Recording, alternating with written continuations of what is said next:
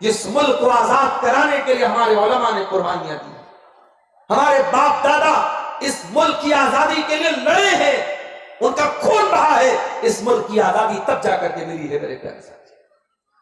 جب گلستان کو خون کی ضرورت پڑی تب ہماری ہی گردن کٹی، پھر بھی کہتے ہیں ہم سے یہ اہل وطن، یہ وطن ہے تمہارا ہمارا۔ میرے پیارے ساتھیوں، نبی کی حدیث اپنے سامنے رکھیں، اللہ تعالیٰ دشمنوں کے دلوں سے تمہارے روب و دبدبے کو نکال دے گا، تمہارا کوئی روب نہیں ہوگا، تمہارا کوئی ڈر نہیں ہوگا، اور اللہ تعالیٰ تمہارے دلوں کے اندر کمزوری ڈال دے گا۔ صحابہ نے پوچھا اللہ کے نبی کمزوری کس کو بولتے ہیں؟ آپ نے فرمایا حب الدنیا، تم دنیا سے بہت زیادہ محبت کرنے لگو گے، وکراہیت الموت، اور موت سے تم نفرت کرنے لگو گے۔ اب یہاں پہ ایک سوال پیدا ہوتا ہے، کیا دنیا سے محبت نہیں کرنی چاہیے؟ دیکھو، ایک ہوتی ہے دنیا سے نیچرل محبت۔ اگر کوئی مولانا صاحب بولے مجھے پیسے سے محبت نہیں ہے، غلط بول رہے ہیں۔ کوئی نمازی آدمی، پرہیزگار آدمی، متقی آدمی بولے کہ نہیں بھائی مجھے مال سے کوئی محبت نہیں، جھوٹ بول رہا ہے۔ کیوں؟ اس لیے کہ ایک نیچرل محبت تو مال کی سب کے دل میں، اور یہ قرآن کہہ رہا ہے وَإِنَّهُ لِحُبِّ الْخَيْرِ لَشَدِيدٌ، انسان مال کی محبت میں بہت سخت ہے، انسان کے دل میں مال کی بہت زیادہ محبت ہے۔ تو دنیا کی نیچرل محبت غلط نہیں ہے میرے بھائی۔ دنیا میں آپ بیوی سے محبت کرتے ہیں، بچوں سے محبت کرتے ہیں، مال سے محبت کرتے ہیں۔ اگر آپ بزنس کرنے والے، ویاپار کرنے والے، کاروباری ہیں، آپ کو اپنے بزنس سے بھی پیار ہوتا ہے۔ دنیا میں آپ اپنے مکان اور اپنے گھر سے بھی محبت کرتے ہیں، یہ نیچرل محبت، اس میں کوئی حرج کی بات نہیں ہے۔ حرج کب پیدا ہوتا ہے، پرابلم کب پیدا ہوتی ہے؟ جب آپ دنیا سے اتنا زیادہ محبت کرنے لگے کہ اللہ کو بھول جائیں، دنیا سے اتنی محبت آپ کو ہو جائے کہ آپ آخرت کو بھول جائیں، تب اللہ قرآن میں کہتا ہے بل تؤثرون الحیات الدنیا والآخرۃ خیر وابقی۔ میرے بندو، تم دنیا سے اتنی محبت کرتے ہو اور آخرت کی کوئی تیاری نہیں کرتے۔ سردی کا موسم آ گیا، جگہ جگہ آپ دیکھیں گے سڑکوں کے اوپر آگ جل رہی ہے۔ گرمی کا موسم آتا ہے، لوگ اپنے اپنے گھروں میں اے سی لگواتے ہیں، ٹرین میں بھی اے سی کا سفر ہو رہا ہے، کار کے اندر بھی اے سی چل رہی ہے۔ ہم دنیا کے چھوٹے موٹے سفر کے لیے گرمی کا انتظام کرتے ہیں، سردی کا انتظام کرتے ہیں۔ میرے پیارے ساتھیوں، کبھی آپ نے اپنے سفر یا آخرت کے بارے میں بھی سوچا ہے؟ ایک دن آئے گا جب اللہ تعالیٰ ہمیں اور آپ کو موت سے ہمکنار کر دے گا، اور ہم نہیں جانتے وہ موت کب آئے گی۔ اتر پردیش میں ہمارے بہت اچھے ساتھی تھے، ڈاکٹر فرید احمد سلفی، ہمارے یو پی کے رہنے والے تھے، ہمارے جامعہ سلفیہ جہاں سے ہم نے تعلیم حاصل کی، ہم سے 1-2 سال وہ سینئر تھے۔ بہت اچھے انسان تھے، بہت اچھے انسان، عالم بھی ہے اور سماج کی سیوا بھی کر رہے ہیں۔ اور جس ادارے سے انہوں نے تعلیم حاصل کی تھی، اتنی محبت کرتے تھے اس ادارے سے، انہوں نے اسکول بنایا تو اسکول کا نام سلفیہ اسکول رکھا۔ پھر انہوں نے اپنے گاؤں میں ہاسپٹل بنایا، ہاسپٹل کا نام بھی انہوں نے سلفیہ ہاسپٹل رکھا۔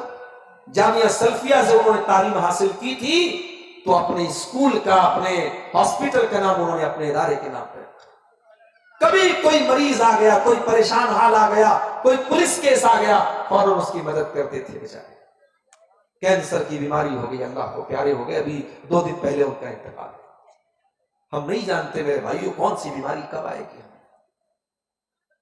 ابھی ہمارے ڈرائیور صاحب جو پٹنہ سے آئے وہ بتانے لگے، سیوان کے اندر ایک مسلمان بھائی، اس کی 2 لڑکیاں پڑھتی ہیں پٹنہ کے اندر، BSc کر رہی تھی لڑکیاں، اچھا خاصا باپ کما رہا ہے، بچیوں کو پڑھا رہا ہے پٹنہ کے اندر، اچھی ان کی فیس بھر رہا ہے، باپ کا لیور लीवर के अंदर कोई इंफेक्शन हो गया, बाप बीमार पड़ गया, दवा इलाज में पूरे जमीन जायदाद बिक गई। आज बेचारी जवान लड़कियां परेशान हैं। वो रिक्वेस्ट कर रही, हमारे ड्राइवर साहब से कह रही थी कि कोई जॉब हो, कोई नौकरी हो, हमें बता दीजिए, पटना के अंदर नौकरी करेंगे। एक मुसलमान लड़की नौकरी करने के लिए दर दर की ठोकर खा रही है। मेरे प्यारे साथियों, बीमारी मौत आपसे पूछ करके नहीं आएगी। हम कितने बड़े नादान हैं। छोटा मोटा सफर करना होता हम तैयारी करते हैं। हमें 400 किलोमीटर पटना से 450 किलोमीटर आपके मालदार पाड़ा आना है। हमने गाड़ी के अंदर पेट्रोल डलवाया, सीएनजी डलवाया कि नहीं साहब हमें लंबे सफर में जाना है, रास्ते में पेट्रोल पंप मिले न मिले। हम ट्रेन पे चढ़ते टिकट लेकर के चढ़ते कि नहीं साहब टीटी आएगा क्या जवाब देंगे, हमें टिकट लेकर के चढ़ते। एक सफर वो है जो हमें आखिरत का सफर करना है, और वो सफर कभी भी करना पड़ सकता है। हो सकता है रात में तकदीर सुन के गए, कल सफर वो करना पड़े। इसीलिए हम लोग जब रात में बिस्तर पे सोने जाते कौन सी दुआ पढ़ते? अल्लाहुम्मा बिस्मिका अमूतु व अहया। ये बच्चों को भी ये दुआ याद करा दो। जिस तरीके से बच्चों को वीडियो दिखाने का ढंग बताते हो, बच्चे दिन रात वीडियो देखते ना, दुआएं भी सिखाओ मेरी माओ। बच्चों को मोबाइल आपने थमा करके जो बिगाड़ा है इस कौम को, इस नस्ल को, इसका भी जवाब आपको देना पड़ेगा। माँ कहती है बोली साहब हमारा बच्चा बगैर मोबाइल के खाना नहीं खाता। तूने क्यों आदत डलवाई उसकी मोबाइल की? तूने क्यों मजबूर बनाया कि जब वो मोबाइल देगी तब वो खाना खाएगा? ये माए और ये बाप, इनकी कमजोरी है कि वो बच्चों को मोबाइल का इतना आदी। मैं ये नहीं कहता मोबाइल आप बिल्कुल मना कर दे, पाबंदी लगा दे, लेकिन आज ये मोबाइल हमारे बच्चों को खराब कर रहा है। रात में बिस्तर पे सोने जाओ, दुआ पढ़ो, अल्लाहुम्मा बिस्मिका अमूतु व अहया। ऐ अल्लाह मैं तेरे नाम से मरता हूं, तेरे नाम से जीता हूं। ऐ अल्लाह मैं तो भी मरने नहीं जा रहा, मैं तो सोने जा रहा हूं। अल्लाह ताला ने ये दुआ हमें क्यों पढ़ने का हुक्म दिया? नबी ने ये दुआ हमें क्यों सिखाई? क्योंकि जब हम बिस्तर पे सोने जाते हैं उतनी देर के लिए हम समझो बेहोश हो जाते हैं। भाई इंसान नींद में कहां कहां चला जाता है। वो लेटा हुआ है मालदार पाड़ा में और नींद में वो कलकत्ता की सैर कर रहा है, ख्वाब में, होश में नहीं है, वो अलग दुनिया में है। सुबह उसकी नींद खुली तो वो देख रहा है मैं तो बिस्तर पे हूं, मैं तो सपने में जो है कलकत्ता में था, शौकत अली स्ट्रीट पे घूम रहा था, मैं कहां आ गया? अपने बेडरूम में आ गया। ख्वाब एक अलग दुनिया होती है, नींद एक अलग दुनिया होती है। तो एक तरीके से जब आप बिस्तर पे सोते हैं 6 घंटे के लिए, 7 घंटे के लिए आप सोते हैं, उतनी देर के लिए आपकी रूह अल्लाह ताला कब्ज कर लेता है, लेकिन सुबह उठने के टाइम वो रूह वापस आ जाती है। लेकिन एक दिन ऐसा आएगा आपकी रूह फरिश्ता निकालेगा, लेकिन वो रूह दोबारा आपकी बॉडी में नहीं डाली जाएगी। आप मर जाएंगे, आप अल्लाह को प्यारे हो जाएंगे। आप जितनी भी दौलत वाले बन जाएं, जितनी बड़ी बिल्डिंग बना ले, जितने पावरफुल बन जाएं, मौत का फरिश्ता आपसे पूछ करके नहीं आएगा, आपसे अपॉइंटमेंट लेकर के नहीं आएगा, आपका पैसा देख करके वो आपको छोड़ नहीं देगा, आपका पावर देख करके आपके साथ कोई रियायत नहीं करेगा। मौत तो अपने टाइम पर आए। हत्ता इज़ा जाअ अजलुहुम ला यस्ताखिरून साअतन वला यस्तक़दिमून। मौत आएगी तो एक पल आपको आगे पीछे फुर्सत नहीं मिलेगी। हत्ता इज़ा जाअ अहदुहुमुल मौत क़ाल रब्बिरजिऊन। और मौत जब आएगी इंसान कहेगा आय अल्लाह वन मोर चांस, एक मौका और दे दे, एक मौका और दे दे अल्लाह। क्यों मौका मांग रहा है? लड़की की शादी करने के लिए मांग रहा है। शादी से याद आया, इसी बंगाल में एक जगह है कलकत्ता के अंदर मटिया बुर्ज, वहां गया, एक साहब ने बताया मुसलमान की शादी थी, अपनी बेटी को उसने जो जेवरात दिए थे, कई करोड़ के जेवरात उसने शादी में दिए। हमारे यूपी में मेरठ में भी एक शादी हुई तो दुल्हे मियां को ससुराल से 2.5 करोड़ रुपए मिले थे शादी के मौके, और निकाह पढ़ाने वाले मौलवी को 11 लाख रुपए मिले थे। हमारे यहाँ मदरसे में जब ये न्यूज आई तो टीचरों ने कहा कि भाई चलो मदरसा छोड़ो, चलो चल के मेरठ में निकाह पढ़ा। 11 लाख रुपए निकाह की पढ़ाई पे। साली ने आकर के घड़ी पहनाई तो साली साहिबा को घड़ी की पहनाई उन्होंने 11 लाख रुपए दे दी। یہ مسلمان ہے جنہیں دیکھ کے شرمائے گا، یہ مسلمان کی شادی ہے۔ سدھارتھ نگر میں شادی ہے مسلمان کی، 20 لاکھ روپے اس نے ہوا میں لہرا دیے، نوٹوں کی گٹیاں اس نے ہوا میں لہرا دی، صاحب میں بہت دولت والا ہوں۔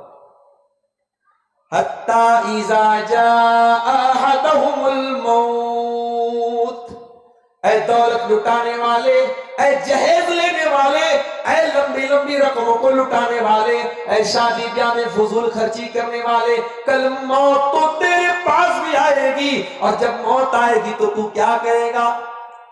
رب ارجعون، اے اللہ ایک موقع اور دے دے۔ ایک موقع اور کیوں مانگ رہا ہے؟ کیا بزنس کو اور بڑھانا ہے؟ کیا بلڈنگ کو اور اونچا بنانا ہے؟ کیا بٹیا کی شادی کرنا ہے؟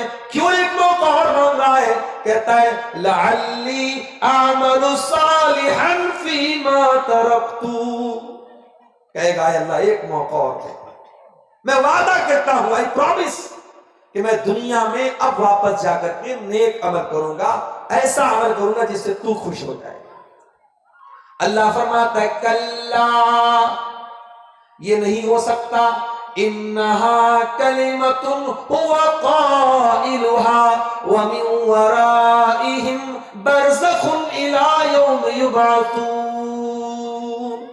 اے میرے بندے یہ نہیں ہو سکتا، اب تو مر گیا، اب تیری دنیا الگ ہو گئی، اب تیرے بیچ میں اور دنیا والوں کے بیچ میں ایک برزخ کھڑی ہو گئی، ایک بیریئر کھڑا ہو گیا، اب تو دنیا والوں سے کوئی کانٹیکٹ نہیں کر سکتا۔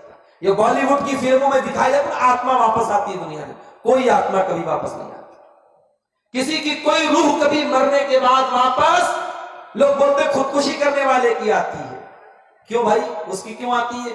بولے اس نے آتم ہتیا کی ہے نا، اچھا تو اس کی روح واپس کیوں آتی ہے؟ بولے وہ جب تک اپنے اصل ٹائم اس کا نہیں آ جائے گا تب تک روح اس کی گھومتی رہتی ہے۔ تو بھائیو جو آتم ہتیا کر رہا ہے وہ بھی اپنے اصل ٹائم پر ہی مرا ہے، یہ مت سمجھو کہ وہ ٹائم کے پہلے مر گیا ہے، اس کی موت ویسے ہی لکھی تھی۔ اب کوئی یہ نہ سمجھے اس سے کہ جب اس کی موت لکھی تھی تو آتم ہتیا کرنے والے کو دوشی کیوں مانتے ہیں، وہ گنہگار کیوں ہے، وہ ایک الگ مسئلہ ہے۔ تقدیر لکھی ہے لیکن ہمیں تدبیر کا حکم ہے، ہم مجبور نہیں ہیں، ہماری تقدیر میں لکھا ہے کہ ہم یہ کام کریں گے، مگر اللہ ہمارا ہاتھ پکڑ کے ہمیں مجبور نہیں کر رہا، اللہ نے ہمیں صحیح اور غلط کا راستہ بتا دیا ہے، اگر ہم غلط راستہ چنتے ہیں اللہ کیا ہمیں سزا ملے گی۔ دنیا کے سفر کی اتنی تیاری ہے میرے، اس سفر کی کوئی تیاری نہیں۔ قرآن کہتا ہے وَتَزَوَّدُوا فَإِنَّ خَيْرَ الزَّادِ التَّقْوَىٰ، اے سفر کے لیے نکلنے والوں جب سفر میں جایا کرو تو سفر کا سامان لے کر کے نکلا کرو۔ اللہ کے نبی کے دور میں یمن کے کچھ لوگ حج کرنے جب آتے تھے عمرہ کرنے تو وہ سامان لے کے نہیں جاتے تھے، بولتے ہم تو حج کرنے جا رہے ہیں، اللہ کے گھر جا رہے ہیں، ہم پیسہ لے کے نہیں جائیں گے، ہم سامان لے کے نہیں جائیں گے، خالی ہاتھ جاتے تھے، اور جب مکے میں جاتے تھے تو لوگوں کے سامنے ہاتھ پھیلاتے تھے۔ اللہ نے فرمایا وَتَزَوَّدُوا، اے حج کرنے والوں، اے عمرہ کرنے والوں، اے سفر کرنے والوں، جب تم سفر میں نکلا کرو تو سامان لے کر کے نکلا کرو، زاد راہ لے کر کے نکلا کرو، سفر کی تیاری کر کے نکلا کرو، اور جب تم سفر کی تیاری کر کے نکلتے ہو فَإِنَّ خَيْرَ الزَّادِ التَّقْوَىٰ، تو آخرت کے سفر کی تیاری کر لو، اور آخرت کے سفر میں یہ پیسہ کام نہ آئے گا، یہ بیوی کام نہ آئے گی، یہ بچے کام نہ آئیں گے، آخرت کے سفر میں اللہ کا تقوی کام آئے گا، اللہ کا ڈر کام آئے گا۔ کبھی سوچو میرے بھائی قبر کے اندر ہمارا کیا حال ہے۔ ابھی بنگال سے بہار کی بارڈر جب ہم لوگ کراس کر کے بنگال آنے لگے، راستے میں جب بڑا سناٹا تھا، دونوں طرف جنگل ہی جنگل تھا، ہمارے ڈرائیور صاحب بولے، مولانا شیخ محمد شیخ بولتے، بولے شیخ صاحب یہ تو بڑا جنگل والا علاقہ آ گیا۔ تو مجھے ایک بات یاد آئی کہ آج کار میں ہم لوگ بیٹھے ہیں، جنگل والا ایریا آتا ہے تو ہمیں ایک ڈر محسوس ہونے لگتا ہے، کل قبر میں جب ہم جائیں گے، جب قبر میں ہم جائیں گے، وہاں تو موبائل نہیں ہوگا کہ ہم ٹارچ جلا لیں، وہاں تو کوئی ایسی پنکھا نہیں لگا ہوگا، اس قبر میں جب ہمارے عمل کے حساب سے یا تو قبر کو بہت زیادہ اللہ تعالیٰ تنگ کر دے گا، اور اگر ہمارے عمل اچھے ہیں تو قبر کو کشادہ کر دے گا، یا تو قبر میں اندھیرا ہوگا ہماری پٹائی ہوگی، یا اللہ تبارک و تعالیٰ جنت کی کھڑکی کھولے گا۔ میرے بھائیو، ہم دنیا کی زندگی کو جنت بنانے کی اتنی تیاری کر رہے ہیں، قبر کی زندگی کو ہم بہترین بنانے کی تیاری کیوں نہیں کر رہے؟ جس کے بارے میں معلوم ہے کہ اس قبر میں ہمیں جانا ہے۔ ہماری ماں گئی تھی، ہمیں بھی کل جانا، اپنے باپ کا جنازہ ہم نے اٹھایا، کل ہمارا جنازہ کوئی اٹھائے گا۔ اس سفر کی ہم تیاری کیوں نہیں کرتے؟ اللہ کے پیارے نبی کو دیکھو میرے ساتھیوں، ایک انصاری صحابی کا جنازہ ہے، جنازے کو قبر میں اتارا جا رہا ہے، اللہ کے پیارے نبی جنازے کے کنارے بیٹھے ہوئے ہیں، قبر کے کنارے بیٹھے ہوئے ہیں، آپ کے صحابہ بھی آپ کے آس پاس بیٹھے ہوئے ہیں۔ اچانک آپ نے قبر کے عذاب کے بارے میں سوچا، آپ کی آنکھوں سے آنسو بہنے لگے، فبکا، آپ رونے لگے، اتنا روئے حتی بلت سرا، آپ کے آنسوؤں سے وہاں کی زمین تر ہو گئی، وہاں کی زمین بھیگ گئی۔ کبھی آپ کو کوئی قبر دیکھ کے آنسو آیا؟ کبھی ہمیں کوئی قبر دیکھ کے آنسو آیا؟ نہیں آیا۔ کیوں نہیں آیا؟ ہمارے دل پتھر ہو چکے ہیں میرے بھائی، ہمارے دل کٹھور ہو چکے ہیں۔ یہ سوشل میڈیا نے، فیس بک نے، یہ یوٹیوب کے شارٹس نے، فیس بک کی ریلز نے، یہ گندی تصویروں نے، یہ دنیا کی محبت نے ہمارے دلوں میں زنگ لگا دیا ہے، ہمارے دلوں کو خراب کر دیا ہے۔ اللہ کے پیارے نبی قبر کے عذاب کو سوچ کر کے رونے لگتے ہیں، اتنا روتے حتی بلت سرا، آپ کے آنسوؤں سے زمین بھیگ جاتی ہے، اور آپ اپنے صحابہ سے اس قبر کی طرف اشارہ کر کے فرماتے ہیں، لمثل ھذا فاعدوا یا اخوانی، اے میرے صحابہ اس قبر کی تیاری کرو، یہاں تم سب کو آنا ہے۔ ہمارا کوئی دوست ہم کو میسج بھیجتا ہے، ہم ایک دن میسج نہیں دیکھتے، 2 دن میسج نہیں دیکھتے، تیسرے دن دوست کی کال آ جاتی ہے کہ تو کیسا دوست ہے، میں نے میسج کیا تو میرے میسج کو دیکھ بھی نہیں رہا ہے۔ او لوگوں، اللہ نے بھی اپنا آخری میسج قرآن کی شکل میں ہم کو بھیجا ہے۔ یہ قرآن کیا صرف مولویوں کے پڑھنے کی کتاب رہ گئی؟ کیا یہ قرآن صرف حافظوں کے پڑھنے کی کتاب ہو گئی؟ آخری بار ذرا غور کرو میرے بھائیوں، ذرا دل پر ہاتھ رکھ کے بتاؤ کہ آخری بار آپ نے قرآن کو کب پڑھا ہے، قرآن کو کب چھوا ہے؟ موبائل تو چھوئے بغیر آپ 10 منٹ نہیں رہ سکتے۔ آخری بار آپ نے قرآن کو کب ٹچ کیا ہے؟ کل اللہ کی عدالت ہوگی، اللہ کی سپریم کورٹ ہوگی، اور ہمارے خلاف مقدمہ دائر ہوگا، اور مقدمہ دائر کرنے والے کون ہوں گے؟ جناب محمد رسول اللہ صلی اللہ علیہ وسلم، اور وہ کہیں گے وقال الرسول یا رب ان قوم اتخذوا ھذا القرآن مہجورا۔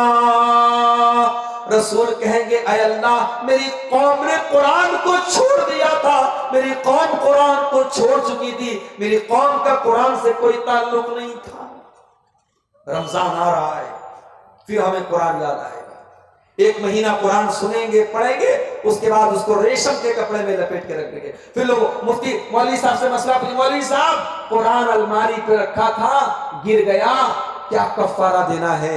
اس کے بدلے میں کیا دینا ہے؟ قرآن ہم سے ہمارے ہاتھ سے گر گیا۔ ارے قرآن الماری سے گر گیا، اتنا بڑا گناہ نہیں، قرآن تیرے دل سے اتر گیا، تیری آنکھوں سے اتر گیا، تو نے قرآن کو پڑھنا بند کر دیا، تو نے قرآن کو چھونا بند کر دیا۔ اور میری ماں اور بہنوں، آپ سے بھی کچھ شکایت ہے، یہ قرآن کسی زمانے میں مسلمانوں کی عورتیں گھر میں صبح صبح فجر کی نماز پڑھنے کے بعد مصلی پر بیٹھ کر قرآن پڑھتی تھی۔ چھوٹے چھوٹے بچے جب اٹھتے تھے تو ماں کے قرآن کی تلاوت سن کر کے اٹھتے تھے، دادی کی تلاوت کی قرآن سن کر کے اٹھتے تھے، نانی کیا جاتے تھے، نانی کی تلاوت کی آواز سن کر کے اٹھتے تھے۔ اب وہ نانیاں چلی گئیں، وہ دادیاں چلی گئیں، اب وہ امیاں چلی گئیں، اب ممیاں اور آنٹیاں آ گئیں۔ اب یہ قرآن نہیں پڑھ کے سن کر کے قرآن کی صبح ان کی نہیں ہوتی ہے، ان کی صبح ہوتی ہے موبائل کے سیریل سے، اور موبائل کے گانے سے، اور فیس بک کے جو ہے ریل سے۔ آج مسلمان عورتوں کی شروعات ہوتی ہے، اور اسی کلیا چک میں پہلے بھی میں کہہ چکا ہوں اور آج بھی کہہ رہا ہوں کہ ہمارا جو ماحول خراب ہو رہا ہے اس میں بہت بڑا رول ہماری عورتوں کا ہے، اور اس پر آپ کو بہت سنجیدگی سے اور بہت سیریس ہو کر کے اس پر آپ کو وچار کرنا پڑے گا میرے بھائیوں۔ میں اپنے اس علاقے کے سردار لوگوں سے کہوں گا، اس علاقے کے ذمہ داروں سے کہوں گا، اپنے گاؤں کی، اپنے علاقے کی عورتوں کو آپ دین سے جوڑنے کا کام کیجیے۔ اسی بنگال میں کتنی مسجدوں کو میں جانتا ہوں، بہت شاندار مسجد، 2 منزلہ مسجد ہے، مردوں کے لیے پورا انتظام ہے، عورتوں کے لیے کوئی انتظام نہیں، عورتوں کے لیے کوئی انتظام نہیں ہے۔ مولوی صاحب بیچارے ہر جمعہ کو تیاری کر کے آتے ہیں، آدھا گھنٹے کا خطبہ دیتے ہیں، اردو میں، بنگلہ میں، جس میں بھی دیتے ہو، عورتوں سے کوئی مطلب نہیں۔ عورتیں گھر میں بیٹھی ہیں، صاحب وہ تو مچھلی بنا رہی ہیں، چاول بنا رہی ہیں، روٹی بنا رہی ہیں، ان کو کیا مطلب ہے؟ ہم نے اپنی عورتوں کو دین سے دور کر دیا، ہماری مسجدوں پر عورتوں کا انتظام نہیں، ہمارے یہاں جمعہ کی نماز میں عورتوں کا انتظام نہیں، گھروں میں عورتوں کے لیے کوئی پروگرام نہیں ہوتا۔ اور آپ یہ سمجھتے کہ مالدار پاڑا میں سال میں 2 دن کا ہم پروگرام کرا لیں گے، عبدالغفار صاحب بنارس سے آ جائیں، شیخ جرجیت صاحب اٹاوا سے آ جائیں، بس صاحب ہماری پوری قوم ایمان والی بن جائے گی؟ نہیں میرے بھائی، یہ پاسبل نہیں۔ جب بیماری بڑی ہو تو اینٹی بائیوٹک بھی تگڑا ہونا چاہیے۔ ڈاکٹر کو ہمارے تو اس علاقے میں بہت سارے ڈاکٹر تو ہمارے عمر بھائی بھی کچھ پریکٹس کرتے جانتے ہوں گے، اگر انفیکشن زیادہ ہو تو ڈاکٹر جو ہے وہ ڈوز بڑھا دیتا ہے اینٹی بائیوٹک کا۔ اگر چھوٹا موٹا زخم ہے تو 250 mg کی بھی اینٹی بائیوٹک چلا دے گا۔ اگر وائرس زیادہ ہے، انفیکشن زیادہ، نہیں صاحب اس میں 500 جو ہے mg کا چلے گا اینٹی بائیوٹک۔ آج ہمارے سماج میں بے حیائی کا، بے پردگی کا، بے غیرتی کا، زناکاری کا، بدکاری کا اینٹی وائرس بہت تگڑا ہو چکا ہے، اور اس وائرس کا اینٹی وائرس اور اس بیکٹیریا کا جو اینٹی بائیوٹک ہے وہ بھی ہمیں تگڑا چلانا پڑے گا۔ ہمیں عورتوں پر محنت کرنے کی ضرورت ہے۔ میں چاہتا ہوں کہ آپ کے اس مالدار پاڑا کی کچھ لڑکیاں ایسی بھی بنے جو عالمہ بنے، کہیں سے بھی پڑھائی کر سکتی ہیں۔ اگر آپ کے کلیئر چک میں شیر شاہی مدرسے میں انتظام ہے، یا آپ کے اورنگ آباد میں انتظام ہے، جہاں پر بھی لڑکیوں کے لیے پردے کے ساتھ پڑھائی کا انتظام ہو، کم سے کم اپنے گاؤں کی 10-20 لڑکیوں کا عالمہ بنائیے، اور وہ لڑکیاں جب عالمہ بن کر کے آئیں تو گھروں میں عورتوں کو بیدار کریں، گھروں میں چھوٹے چھوٹے پروگرام ہو، اور ہر مسجد میں جو جامع مسجد ہے جہاں جمعہ ہوتا ہے وہاں عورتوں کا انتظام ہو، تو میرے بھائیوں کچھ پریورتن آئے گا، کچھ تبدیلی آئے گی۔ جب آپ اینٹی بائیوٹک کو تگڑا کریں گے تب بیکٹیریا ختم ہوگا۔ آپ کی عورتوں کو دین سے دور کرنے کے لیے بہت لمبی چوڑی پلاننگ کی جا چکی ہے۔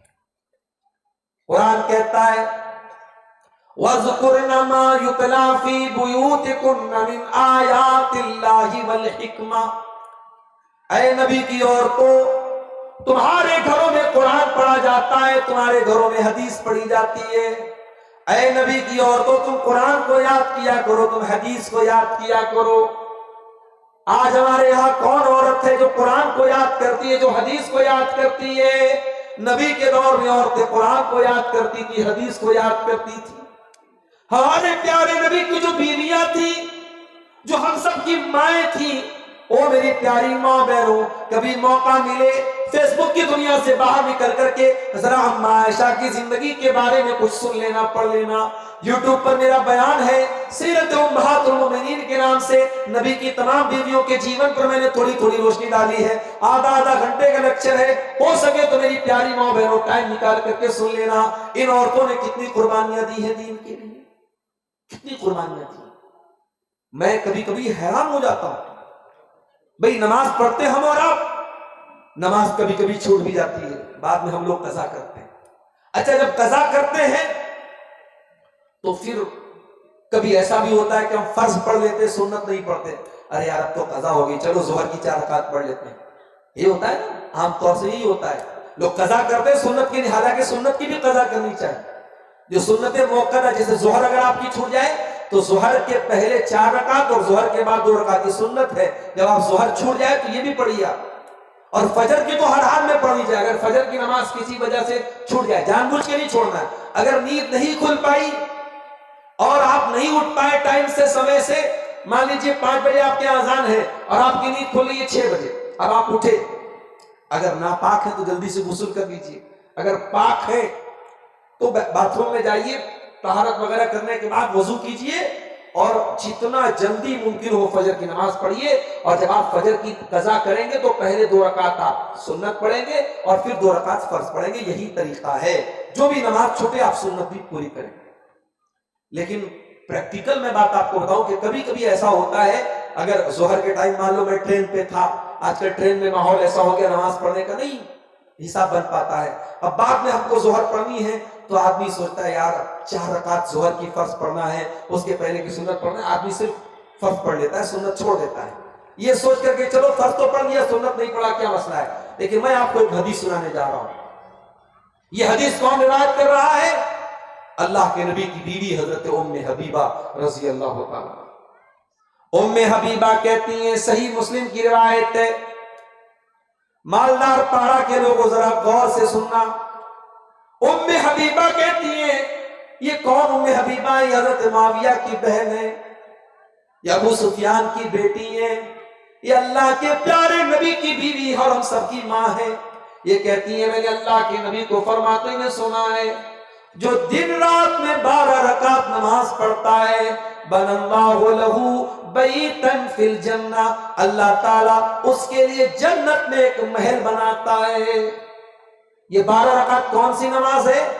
اب ذرا انگلی اٹھائیے کیلکولیٹ کیجیے، 2 رکعت ہو گئی آپ کی فجر میں سنت، اور ظہر کے پہلے 4 رکعت سنت۔ اب یہ 4 رکعت آپ ایک ساتھ بھی پڑھ سکتے ہیں اور 2 کر کے الگ بھی پڑھ سکتے، 2 کر کے الگ پڑھنا زیادہ بہتر ہے، اور ظہر کے بعد 2، تو ظہر میں ٹوٹل 6 ہو گئی، اور فجر میں 2، 6 2 8، 2 آپ کی مغرب میں ہو گئی اور 2 عشاء میں ہو گئی، مغرب میں 2 مغرب کے بعد اور عشاء میں 2 عشاء کے بعد، اصل میں کوئی سنت نہیں ہے، یہ ٹوٹل 12 رکعت ہے۔ اللہ کے نبی فرماتے ہیں جو یہ 12 رکعت نماز پابندی سے پڑھے گا، اللہ تعالیٰ جنت میں اس کے لیے محل بنائے گا۔ آج اگر آپ کو کلیا چک کے کسی بڑے ایریا میں زمین مل جائے، فری میں رہنے کو گھر مل جائے، تو آپ تو اپنی قسمت پہ ناز کریں۔ اگر آپ کو کسی بڑے شہر میں، پٹنہ میں، کلکتہ میں، ممبئی میں، بڑے علاقے میں آپ کو محل مل جائے، بنگلہ مل جائے، تو آپ کو کروڑوں کی دولت مل گئی۔ یہاں اللہ کے نبی ممبئی کے باندرا میں آپ کو محل نہیں دلا رہے، کلکتہ میں شاہ رخ خان کے فلیٹ کے جیسا آپ کو فلیٹ دلانے کی بات نہیں ہو رہی ہے، یہاں اللہ کے پیارے نبی تو آپ کو جنت میں محل دلا رہے ہیں، اور جنت تو وہ جگہ ہے میرے پیارے ساتھیوں، اللہ کے نبی فرماتے ہیں لَمَوْضِعُ صَوْتٍ فِي الْجَنَّةِ خَيْرٌ مِّنَ الدُّنْيَا وَمَا فِيهَا، کہ جنت میں ایک کوڑا رکھنے کی جگہ دنیا کی تمام نعمتوں سے بہتر ہے۔ ایک کوڑا کتنا بڑا ہوتا ہوگا؟ 1 اسکوائر فٹ ہوتا ہوگا، چلو 2 اسکوائر فٹ مان لو، یعنی جنت میں 2 اسکوائر فٹ ایریا دنیا کی تمام دولت سے بہتر ہے۔ اس جنت میں اللہ کے نبی کہہ رہے ہیں آپ کو یہ محل ملے گا، کیا کرنا ہے؟ 5 ٹائم کی نماز پڑھنا ہے، اور فرض کے ساتھ ساتھ 12 رکعت یہ سنت پڑھنا ہے۔ ام حبیبہ کہتی ہیں جب سے میں نے نبی سے یہ حدیث سنی، بڑے غور سے سننا میری ماں اور بہنوں، ام حبیبہ عورت ہے، کہتی ہے جب سے میں نے یہ حدیث سنی ہے ما ترکتہن، میں نے یہ 12 رکعت نماز کبھی نہیں چھوڑی ہے۔ میں آج جب یہ حدیث پڑھتا ہوں کانپ جاتا ہوں کہ آج بڑے بڑے مردوں کے بس کی بات نہیں کہ یہ 12 رکعت نماز کے بارے میں دعویٰ کر کے کہہ دے میری کبھی نہیں چھوٹی ہے۔ ام حبیبہ کہتی ہے میری یہ 12 رکعت کبھی نہیں چھوٹی۔ ایمان ہو تو ایسا ہو، نبی کی سنت پر عمل کرنے کا جذبہ ہو تو ایسا ہو میرے بھائی۔